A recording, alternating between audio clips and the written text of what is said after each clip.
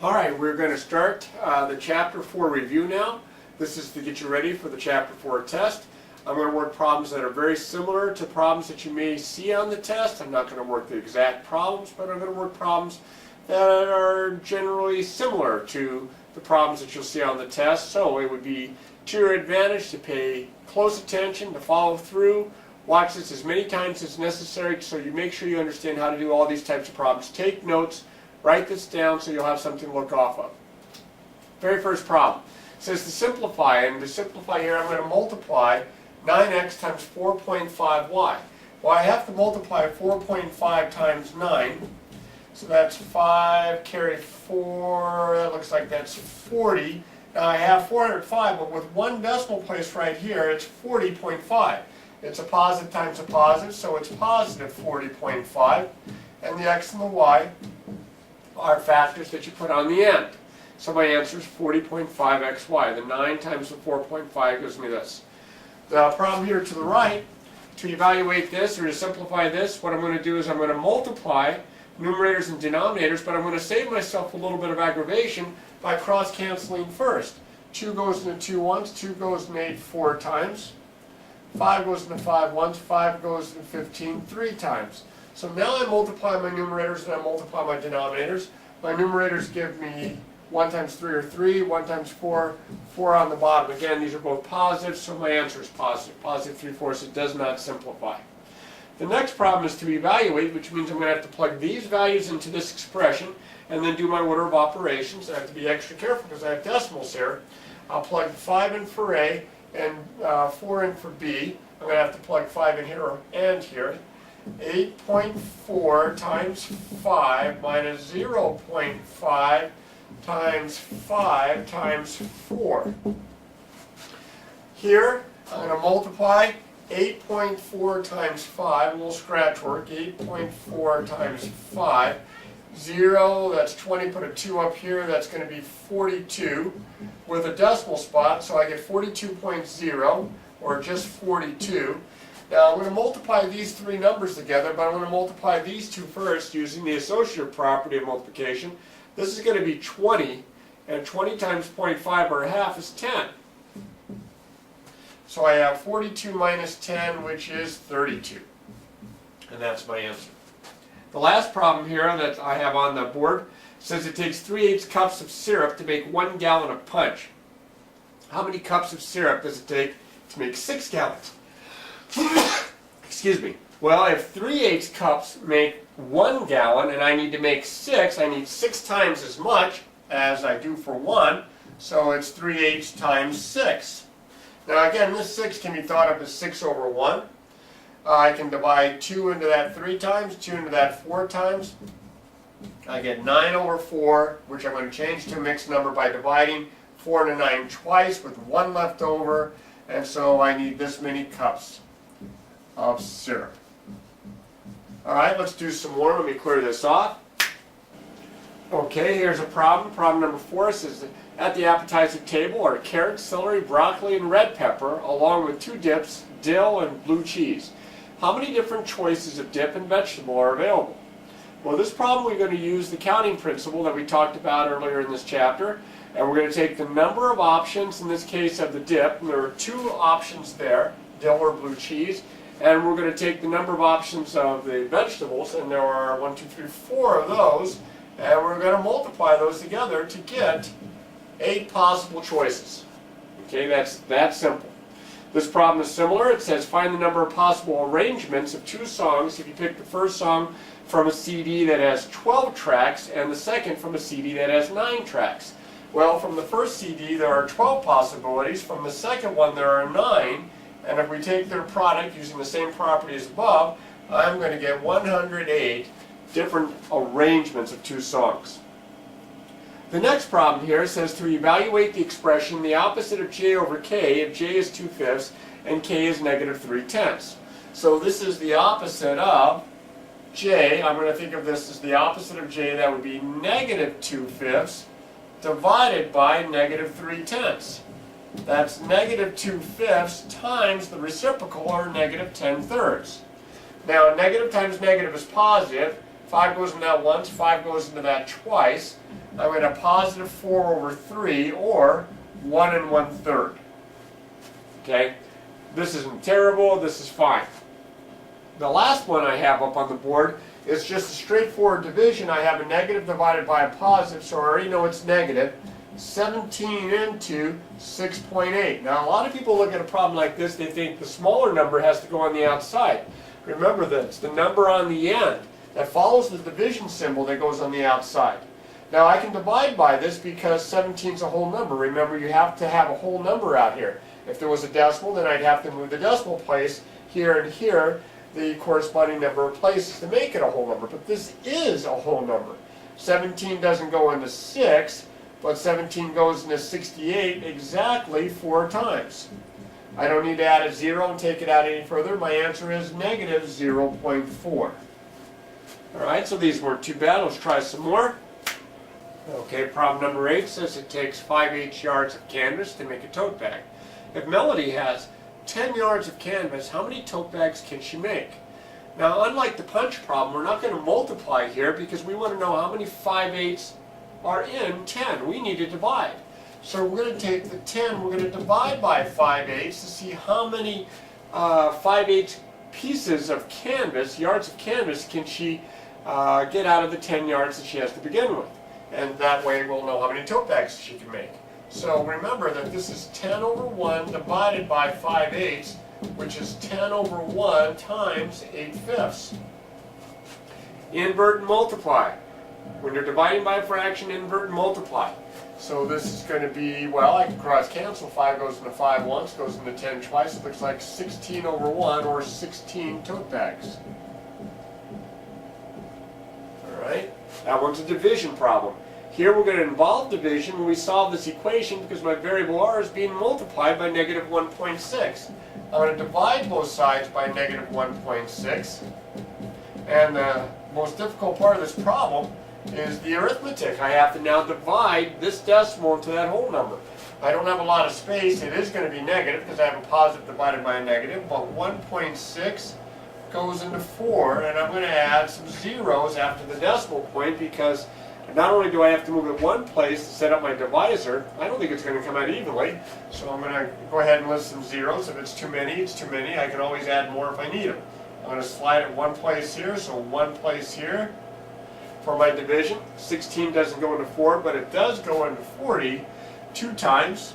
That's 32. Subtract, that's an 8. Bring down the first 0. Well, it's going to go into it pretty nicely here. 5 times 16 is 80. I don't have to take it out any further, and I definitely don't need that last 0. So I get negative 2.5. Careful with the arithmetic here. How many $8.75 calendars can you buy with $100? Well, it's a little bit like this problem, except it has decimals. We want to know how many of these are in 100. So we have to take 100 and we have to divide by 8.75. Now, it might come out evenly. If it does, great. If it doesn't, well, then we're going to have to interpret what that means when we figure out how many calendars we can buy. So I'm going to put the 8.75 on the outside. I'm going to put the 100 on the inside. Notice I already added a decimal point and some zeros. Here I have to move it 2 places here. The decimal point goes straight up. 875 doesn't go into 1. It doesn't go into 10. It doesn't go into 100, but it will go into 1,000 one time. Now I have to subtract here. That's a 5, that's a 2, that's a 1, and I'll bring down the 0. 875 goes into that one time. So again, a little subtraction here. That's a 5. That is a 7, and that is a 3. Now, you say, well, bring down the next 0 and keep going. I don't have to. I know it's going to go in about 4 times, give or take, but the idea is that it's going to be a decimal. It's not going to come out evenly. It's 11 and a little bit more. Well, you can't buy part of a calendar, so I can only buy 11 calendars. I don't want to round this up to 12 because 12 would cost more than $100. I can buy 11 and still get a little bit of change left. All right, now this is a little bit of a mini story problem here where we're going to rewrite this into symbols and then we're going to solve for x. 32 times x, that's 32x, is equals 20. I'm going to solve for x. I'm going to divide both sides by 32. And what's weird about this problem is that it doesn't come out to be a nice integer, but I can simplify this by dividing top and bottom by 4, and I get 5/8, and that's my answer. X is 5/8. All right, let's try some more. Give me a second. All right, the next problem says you want to buy a CD player that costs $100. You get paid $6 per hour. How many hours must you work in order to buy the CD player and still have $80 left over? All right, well in this case, I'm going to let H be the number of hours that I must work. Now remember, I get $6 an hour. So if I work H hours, I get $6H. Now this has got to pay for the CD player, which is going to cost me $100, and on top of that, I want to have $80 left over. So that means if I add $80 to the cost of the CD player, that's how much I have to earn. So what I'm going to do here is I'm going to subtract from this the cost of the CD player, and I'm going to end up with the money I have left over. Because left over, you know, is what's left after a subtraction problem. You subtract the cost of the CD player from all the money that's earned, and you should have $80 left over. I want to solve this two-step equation. I'm going to add 100 to both sides.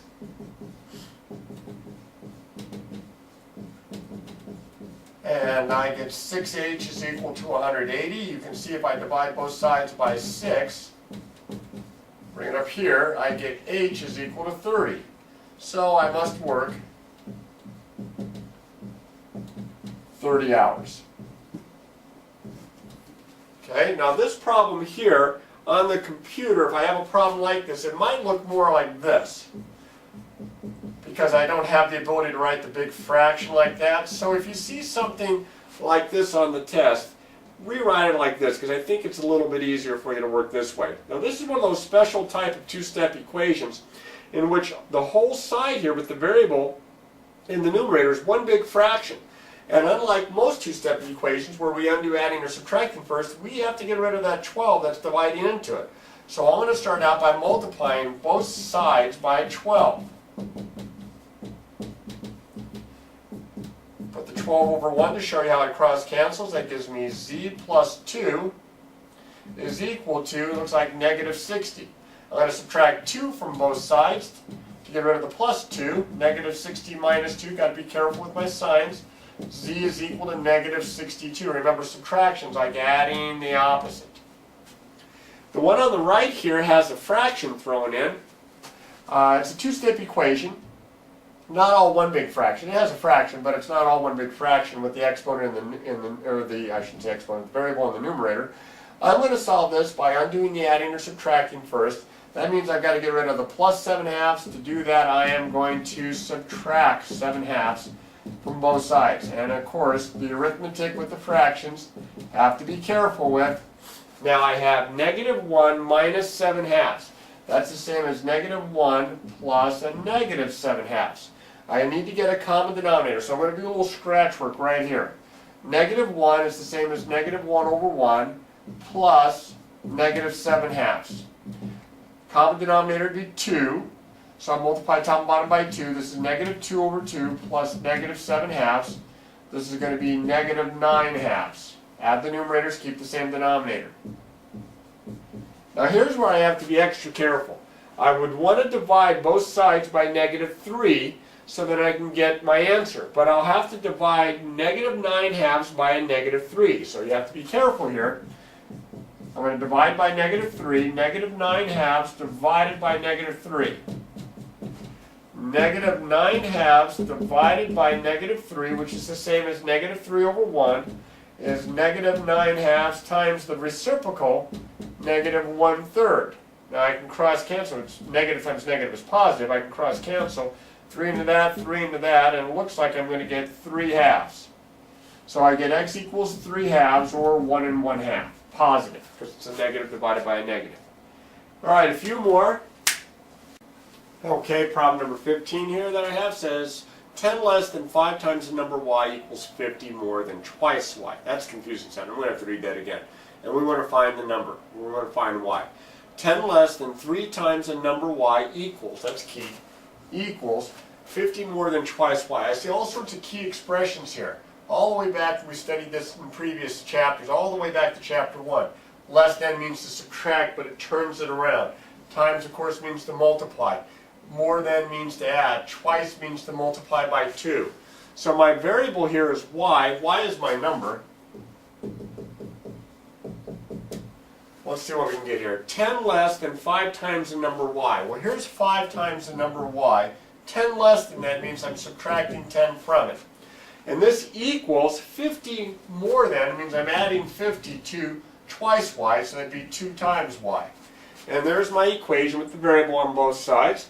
I'm going to get the variable on one side. There are no simplifying steps that need to be done. I just need to get either rid of the 5x or the 2x, and I'm going to get rid of the 2x. I'm going to subtract 2x from both sides. Hopefully I have enough space. Excuse me, 2y from both sides, not 2x. And that's going to give me 3y minus 10 is equal to 50. Now I'm going to solve this two-step equation by getting rid of the minus 10. I'm going to add 10 to both sides. And I'm definitely going to have to finish this over here to the right.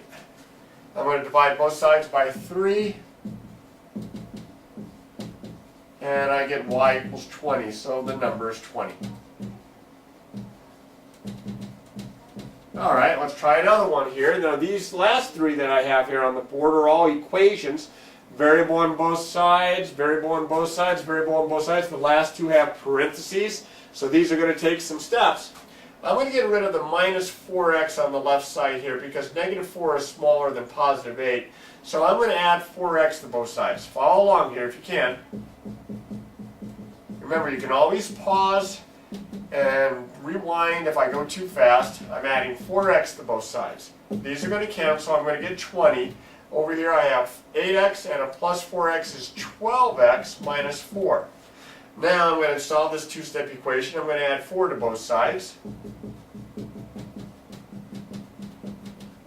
And I get 24 is equal to 12x. And then I'm going to divide both sides by 12. And this one's going to come out to be a nice whole number here. And I'm going to get x is equal to 2. Or 2 is equal to x. This one here is going to require the step to distribute to get rid of the parentheses. I get 12m plus 24 equals 8m plus 4. Now it looks a lot like that problem. I'm going to get the variable on one side. I'm going to get rid of the 8m because it's smaller than the 12m. I'm going to subtract 8m from both sides. Hopefully this isn't too mashed in. I'm going to subtract 8m from both sides. And 12m minus 8m is 4m plus 24 equals 4. Now I'm going to subtract 24 from both sides.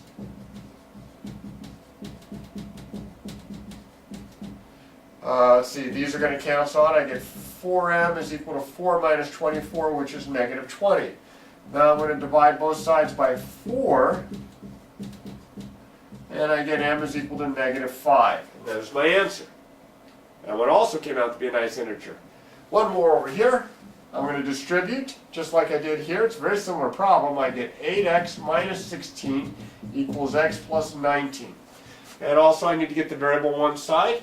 I have 8x here, I have 1x here. I'll get rid of the 1x by subtracting it from both sides. So I'll subtract x from both sides.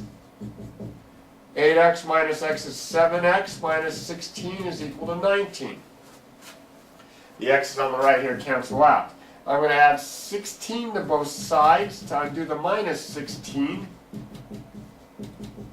And these cancel. I get 7x equals 35. This one's going to come out evenly.